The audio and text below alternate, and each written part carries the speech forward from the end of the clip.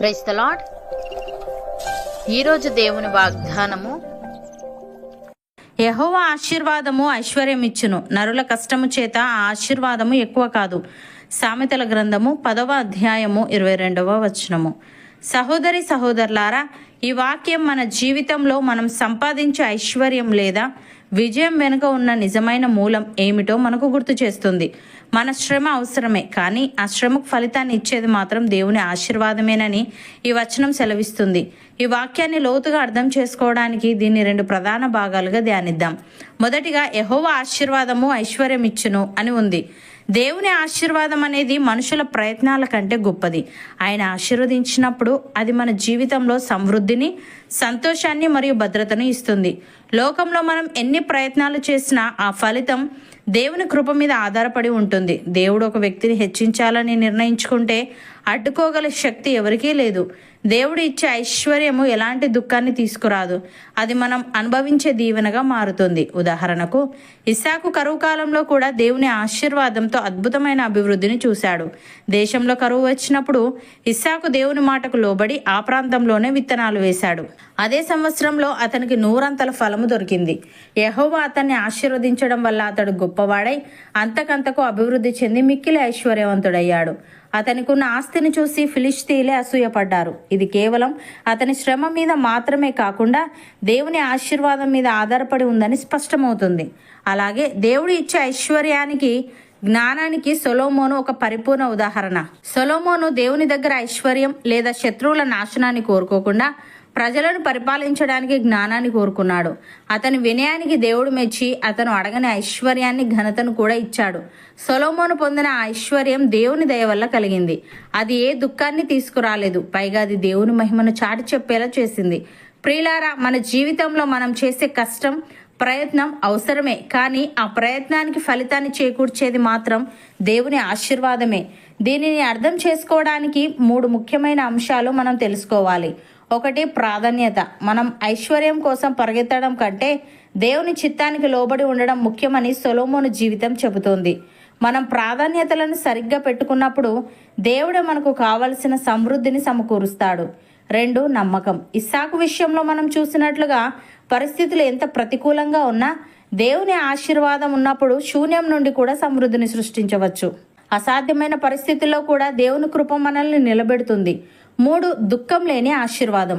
లోకరీత్యా సంపాదించే ఐశ్వర్యం తరచుగా ఆందోళనలను, భయాలను లేదా అసూయను కలిగిస్తుంది. కానీ దేవుడు ఇచ్చే ఆశీర్వాదం మనశ్శాంతిని, కృతజ్ఞతను మరియు భద్రతను ఇస్తుంది. అది మన జీవితాన్ని ఉన్నతమైన స్థాయికి చేర్చడమే కాకుండా ఇతరులకు కూడా దీవెనకరంగా మారుస్తుంది.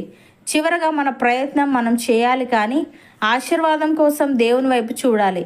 దేవుడు మనల్ని హెచ్చించాలి అనే కోరిక కంటే దేవుని చిత్తం మన జీవితంలో నెరవేరాలి అనే ప్రార్థనతో ముందుకు సాగితే మనకు లభించే ఐశ్వర్యం శాశ్వతమైనది మరియు ఉపయోగకరమైనదిగా ఉంటుంది.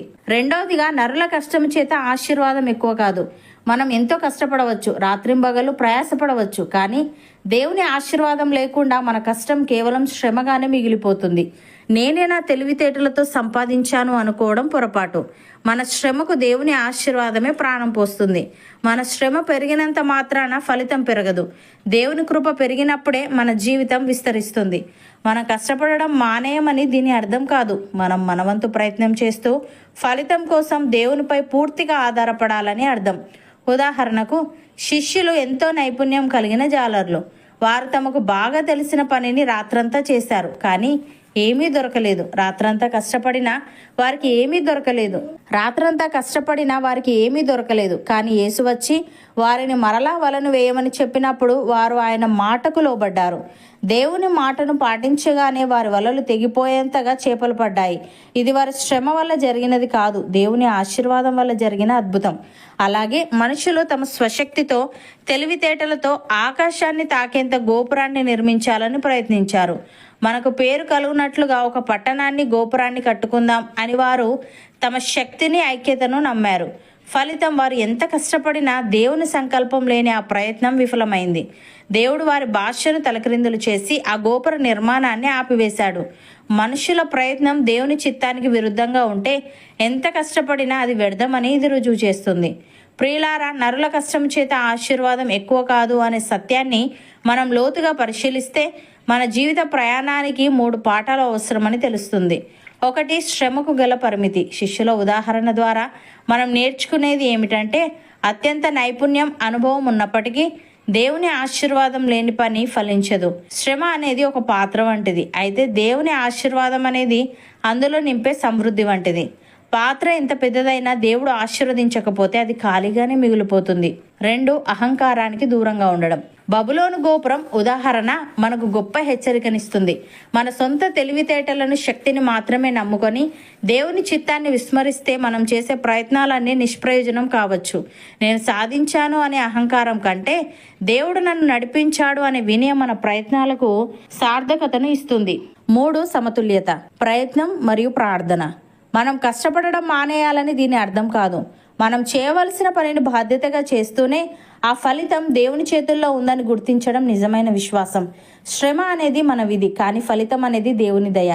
సహోదరి సహోదరులారా, ఈరోజు మీరు మీ పని ఒత్తిడిలో అలసిపోతున్నారా? నేను ఇంత కష్టపడుతున్నాను కానీ ఆశించిన ఫలితం రావడం లేదు అని చింతిస్తున్నారా? అయితే ధైర్యం తెచ్చుకోండి. మీ కష్టాన్ని దేవుడు చూస్తున్నాడు. మీరు కష్టపడుతున్నందుకు కాకుండా మీరు దేవుని నమ్ముకున్నందుకు ఆయన మిమ్మల్ని దీవిస్తాడు. మీరు చేపడుతున్న పనులలో, ప్రయత్నాలలో మీ శ్రమకు దేవుని ఆశీర్వాదాన్ని తోడు చేయమని ప్రార్థించండి. దేవుని ఆశీర్వాదం ఉంటే మీరు చేసే చిన్న పని కూడా గొప్ప ఫలితాన్ని ఇస్తుంది. యెహోవా ఆశీర్వాదము మీ మీద ఉండి మిమ్మల్ని ఐశ్వర్యవంతులుగా చెయ్యునుగాక. మీ కష్టానికి తగిన ప్రతిఫలాన్ని దేవుడు 100 రెట్లుగా మార్చునుగాక. మీ కుటుంబం దేవుని కృపలో నిరంతరం వర్ధిల్లునుగాక. అవును అన్నవారు నాతో పాటు ప్రార్థనలో ఏకీభవించండి.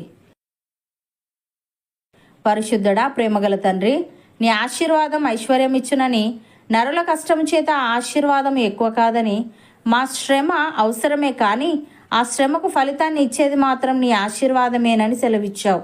తను నీకు స్తుతులు.